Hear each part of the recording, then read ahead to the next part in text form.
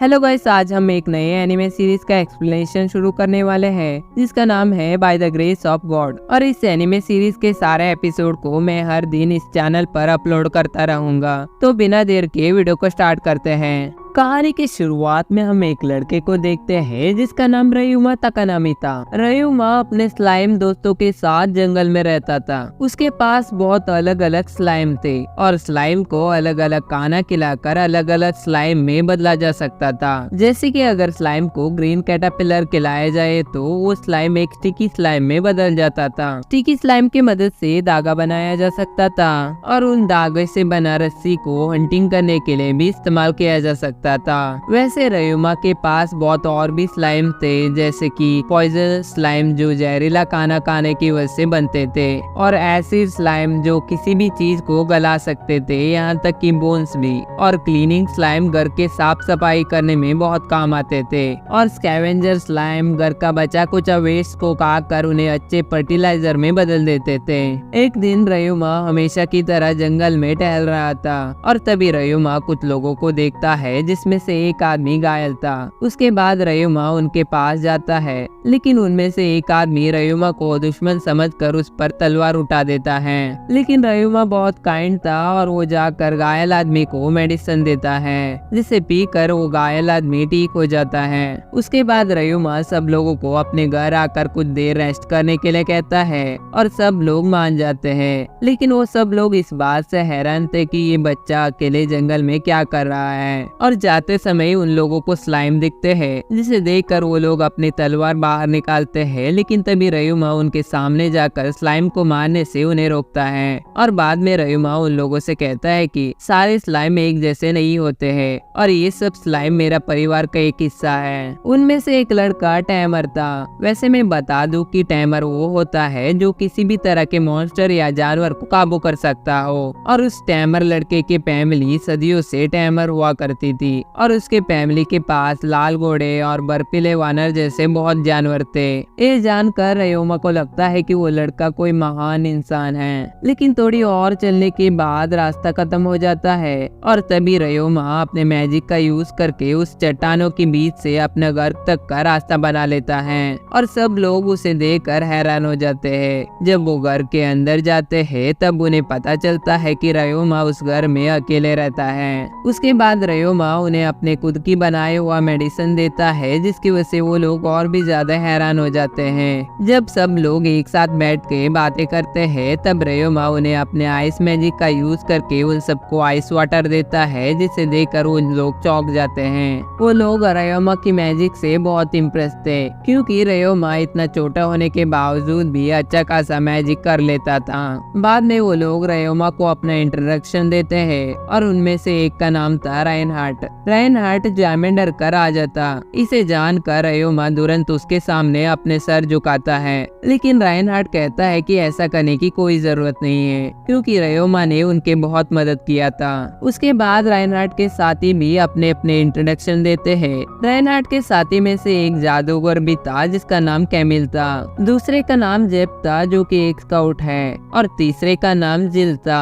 उसके बाद जिल रयुमा से उस पर तलवार उठाने के लिए माफी मांगता है। तब रयुमा कहता है कि कोई बात नहीं, कोई भी वहाँ पर होता तो शायद ऐसा ही करता। जब रयुमा उन्हें यहाँ आने का कारण पूछता है तब वो बताते हैं कि जंगल में आते हुए उन्हें एक लुटेरा दिखाता, और जब उन्होंने लुटेरे को हरा दिया तब वहाँ एक काला बालू उन पर हमला करने के लिए आया। बाद में उन्होंने बालू को भी हरा दिया, लेकिन उनके बदकिस्मती से उनके घोड़े उन्हें छोड़कर भाग गए, इसलिए वो रास्ता ढूंढते ढूंढते रयुमा के घर के पास की जंगल में आ गए थे। उसके बाद जब राइनहार्ट रयुमा को उसके यहाँ रहने का कारण पूछता है तब वो बताता है कि वो अपने ग्रैंड पेरेंट्स के साथ यहाँ रहता था, लेकिन उसके ग्रैंड पेरेंट्स 3 साल पहले गुजर गए थे। उसके बाद से वो यहाँ पर अकेले रहता आ रहा है। बाद में कैमिल रयुमा को क्रिस्टल बॉल दिखाकर कहता है कि इस क्रिस्टल बॉल को कोई भी क्रिमिनल छूता है तो ये क्रिस्टल बॉल रेड हो जाता है और बाकी के लोगों के टच करने से ये शाइन करने लगती है, और साथ ही वो क्रिस्टल बॉल उसे छूने वाले दूसरे के नाम, एज और उनके पावर के बारे में भी बता सकता था।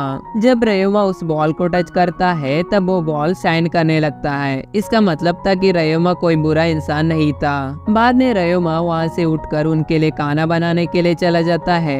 तब कैमिल सबको बताता है कि रयोमा की एज 11 साल है। उसके बाद सब लोग उस क्रिस्टल बॉल में रयोमा की स्किल देखने लगते हैं, जो रयोमा की एज के हिसाब से बहुत ही ज्यादा थी, और वो सब लोग रयोमा की स्किल को देखकर बहुत हैरान हो जाते हैं। उसके बाद जब वो घर वापस जा रहे होते हैं तब उनमें से एक आदमी, जिसे रयोमा ने दवाई देकर जान बचाया था, वो रयोमा को उसके जान बचाने के लिए शुक्रिया कहता है। वैसे वो आदमी अभी भी बहुत लो फील कर रहा था, क्योंकि घायल होने की वजह से उसके बॉडी में से ब्लड कम हो गया था, और तभी रयोमा उसे एक और मेडिसिन देता है जो ब्लड को रिस्टोर कर सकता था। लेकिन वो दवाई बहुत कड़वी थी, इसलिए वो आदमी उसे पीने से इनकार कर देता है। लेकिन उसके दोस्त उसके हाथ पैर पकड़कर उसे दवाई पिला ही देते हैं। बाद में वो लोग वहाँ से चले जाते हैं। वैसे अब हमें पता चलता है कि असल में रयोमा ने उन्हें झूठ बोला था, और रयोमा की कोई ग्रैंड पेरेंट्स भी नहीं थे, और जो 3 साल पहले मर गया था वो खुद रयोमा ही था।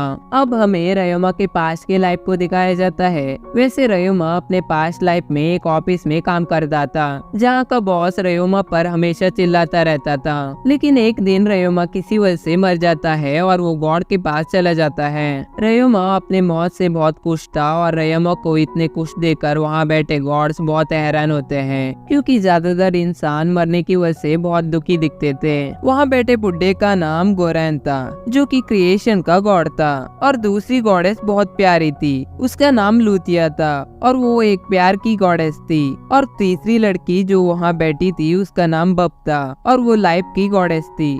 रयोमा उनसे पूछता है कि वो कैसे मर गया, और तब वो एक्सप्लेन करते हैं कि तुम्हें ब्रेन हेमरेज हुआ था, और जब रयोमा सो रहा था तब रयोमा को खतरनाक चीखें आई, और हर चीख के साथ रयोमा का तकिया उससे दूर हटता गया, और उसकी वजह से रयोमा की सर जमीन से जा टकराई। उसकी वजह से रयोमा की नस फट गई और वो वही मर गया। इसे सुनकर रयोमा को बहुत हैरानी हुई, क्योंकि रयोमा बहुत स्ट्रॉन्ग इंसान था, और उसके लाइफ में बहुत ट्रेजेडी थी, जैसे कि उसके बॉस हमेशा शराब बोतल से उसे मारा किया करते थे, और उसके पापा उसे हमेशा डांटते थे। इन सब के बावजूद भी रयोमा को कुछ भी नहीं हुआ था। लेकिन अब वो बुढ़ा कह रहा था कि रयोमा एक छोटी इंसिडेंट से मर गया, जो रयोमा को कुछ हजम नहीं हो रहा था। उसके बाद वो बुढ़ा रयोमा से कहता है कि हम तुम्हें एक और दुनिया पर रिकार्नेट करने वाले हैं, और उस बुढ़े ने अपने पावर से एक 8 साल के बच्चे की बॉडी भी बनाया था, जिसमें वो बुढ़ा रयोमा की आत्मा को डायरेक्टली अपलोड करने की सोच रहा था।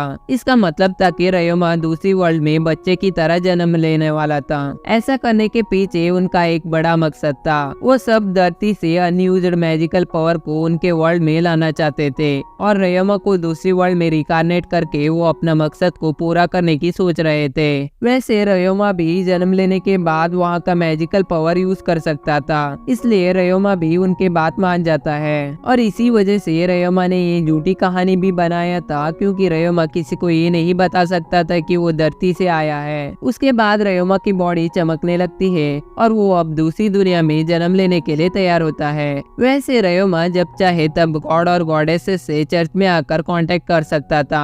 अब हम देखते हैं कि रयोमा अपने नई बॉडी में आ गया था, जो कि 8 साल के बच्चे की थी। रयोमा अपने नई जिंदगी के लिए उन गॉड और गॉडेसेस का शुक्रगुजार होता है। भले ही रयोमा अपने नए बॉडी में था, लेकिन उसके पास अभी भी उसके अपने पुराने जन्म की ताकत और यादें थी। अब रयोमा अपने पुराने पावर को चेक करने के लिए एक पेड़ पर जोर से किक मारता है, जिसकी वजह से वो पेड़ तुरंत टूट जाता है। वहाँ का खूबसूरत गॉडेस और बुढ़े गॉड ने रयोमा को एक मैजिक बुक भी दिया था, और रयोमा उस बुक को पढ़ के मैजिक सीख लेता है, और उसी मैजिक के मदद से वो वहाँ का एक स्लाइम को अपना दोस्त भी बना लेता है। अब हम प्रेजेंट में रयोमा को देखते हैं। रयोमा को यहाँ रहते रहते 3 साल बीत गए थे, और 3 साल में रयोमा ने बहुत से स्लाइम को अपने दोस्त भी बनाया था। और जब रयोमा सनबाथ ले रहा होता है तभी उसके पुराने दोस्त वहाँ पर वापस आ जाते हैं, लेकिन इस बार उनके साथ एक छोटी लड़की भी थी जो बहुत खूबसूरत थी। और अब उस खूबसूरत लड़की को देखकर हमारे हीरो रयोमा के गाल लाल हो जाते हैं। इसी के साथ इस एपिसोड का अंत यही होता है, और आपको नेक्स्ट एपिसोड देखना हो तो वीडियो को लेफ्ट साइड में क्लिक कीजिए।